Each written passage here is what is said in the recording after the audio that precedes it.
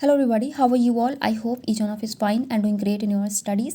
So आज था IICL assistant का एग्ज़ाम जो कि दो शिफ्ट में हुआ है एंड इसमें एक शिफ्ट की जो रिपोर्टिंग थी वो 1:30 थी, दूसरे की थी 4:30।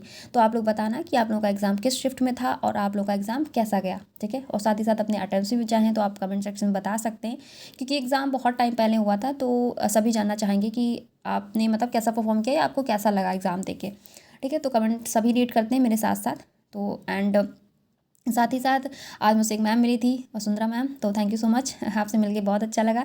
एंड यस, बात करते हैं हम एग्ज़ाम की। उससे पहले मैं एक इन्फॉर्मेशन शेयर करना चाहूँगी।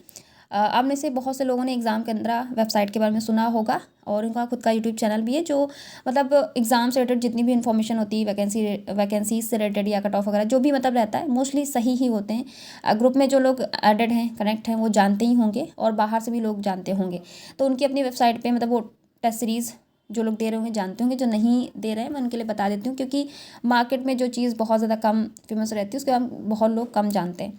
तो उनकी टेस्ट सीरीज़ अभी उन पर ऑफ़र चल रहा है, 80% का ऑफ चल रहा है, जो कि आपको टेस्ट सीरीज़ सिर्फ 200 में दी जा रही है, जो कि सारे एग्ज़ाम के लिए। तो जिन लोगों को लेना है, जो लोग इंटरेस्टेड है आने वाले एग्ज़ाम्स के लिए, तो आप ले सकते हो। रही बात कि हाँ हम आपके कहने से क्यों लें, तो आप इनका लाइव मॉक दे सकते हैं, वीकली रहता है और मैंने दिया है। इवन ग्रुप में सभी लोग दे रहे थे बीच में जब एग्ज़ाम्स हमारे लगे हुए थे।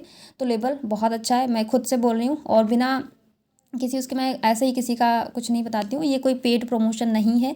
अगर आप चाहें तो मैं लिंक आपको डिस्क्रिप्शन बॉक्स में दे दूँगी, उसका टेस्ट सीरीज़ का भी, बाकी ग्रुप का भी, तो आप वहाँ से लोगों से पूछ भी सकते हैं जो लोग दे रहे हैं, ठीक है। आप किसी के कहने मत जाइए, यानी कि मैं जो कह रही हूँ कि आपने सुन लिया, आप खुद से लाइव मॉक देना, हर संडे को होता है, उस हिसाब से आप लेवल जज कर लेना। अगर आपको ठीक लगता है तो आप टेस्ट सीरीज़ के साथ जा सकते हैं, ठीक है, आने वाले एग्ज़ाम्स के लिए। तो अब बात करते हैं एग्ज़ाम की। तो सबसे पहले इंग्लिश सेक्शन से स्टार्ट होता है। तो ये था पैरा जंबल, जो कि मुझे थोड़ा सा कंफ्यूजिंग लगा, बहुत ज़्यादा नहीं था। इन 3 संडे से मुझे कोई डाउट नहीं, बस ये जो है क्योंकि ग्रुप में मैंने देखा कुछ लोग EA बता रहे थे, बाकी तो मुझे ऐसा नहीं लगता है। मुझे तो लग रहा था जो मैंने बनाया सही है, तो सभी को लगता है, तो मैं इसमें नहीं कह सकती, ठीक है। बाकी ठीक है, मुझे ऐसा लग रहा था। और RC की बात करें तो वो भी ठीक था, स्टोरी बेस्ड था, बहुत ज़्यादा डिफिकल्ट मुझे नहीं लगा। फिलर्स थे, डिडक्शन वगैरह, और एक था जो वर्ड यूसेज वाला था, वेव करके उसमें था, तो वो भी मतलब इंग्लिश ओवरऑल डुएबल थी, ईजी थी, तो मैंने कर ली है। एंड ये था इंग्लिश सेक्शन में।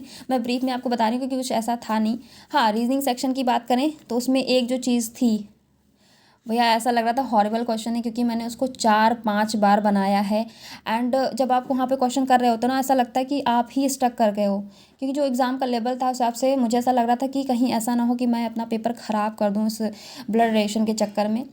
और जब मैंने बाहर मतलब एग्ज़ाम आके देखा लोगों से, मतलब ग्रुप पे जो लोग बोल रहे थे, तो बहुत से बच्चों ने छोड़ा है, मतलब बहुत सारे एस्पायरेंट्स ने, उनसे नहीं हो पाया। तो मुझे ऐसा लगा कि हाँ शायद क्वेश्चन ऐसा था, ट्रिकी था, जो लोगों से नहीं बन पाया। बहुत से लोगों ने किया भी है, तो मुझे थोड़ा सा वहाँ ठीक लगा कि चलो ऐसा नहीं कि मुझे ऐसा लगा था कि मैं ही कुछ मिस कर रही हूँ, डेटा मिस कर रही हूँ या कुछ नहीं पढ़ पा रही हूँ सही से। तो वो थोड़ा क्वेश्चन मुझे लग रहा था कन्फ्यूजिंग था, टाइम टेकिंग जो भी कह लीजिए आप। बट एट लास्ट जब वो बन गया इतने अटेम्प्ट करने के बाद 4-5 बार, तो मुझे थोड़ा सा रिलीफ हुआ और फाइनली पेपर बच गया है। होता है ना कि ख़राब होने के चांसेस होते हैं, ठीक है। तो ये रहा वैलिडेशन का आंसर।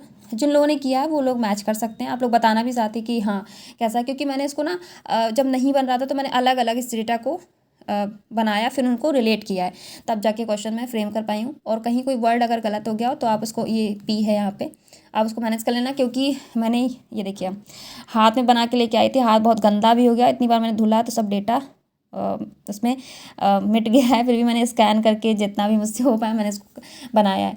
और साथ ही साथ ये वांट था, एक वर्ड एक ही बन रहा था, मीनिंगफुल वर्ड। और पेयर की बात करें तो एक ही पेयर आ रहा था। बाकी इनइक्वालिटी के क्वेश्चन थे। इवन पजल भी मुझसे एक बार में ही बन गए थे, बहुत ज़्यादा मुझे मल्टीपल पॉसिबिलिटी लेने की कोई ज़रूरत नहीं थी, एक ही बार में बन गई थी।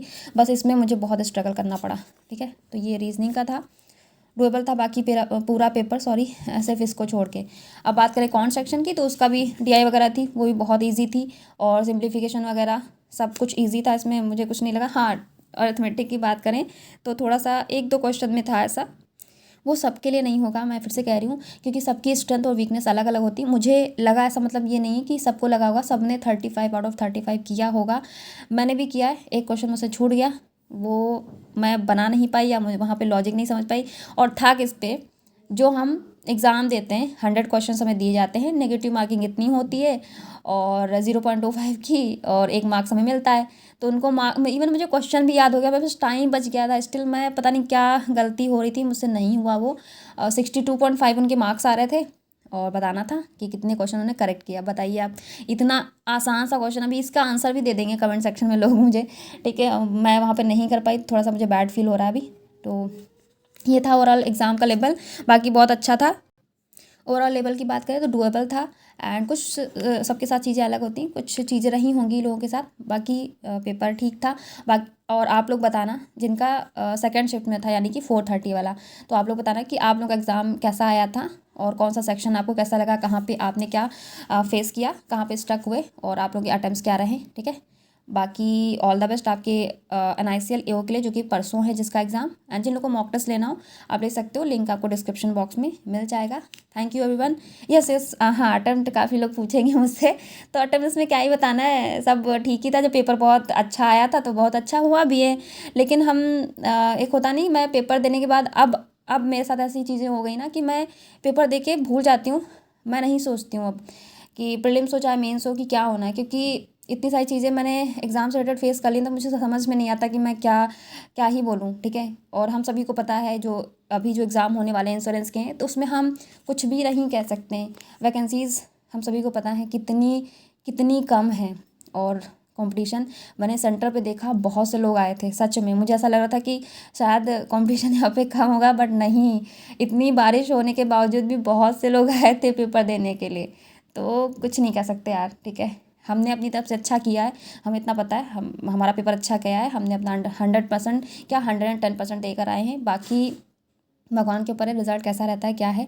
And wish you all the best आपके रिज़ल्ट के लिए भी, और मैं तो चाहती हूँ कि सब अच्छा हो, देखते हैं बाकी, ठीक है।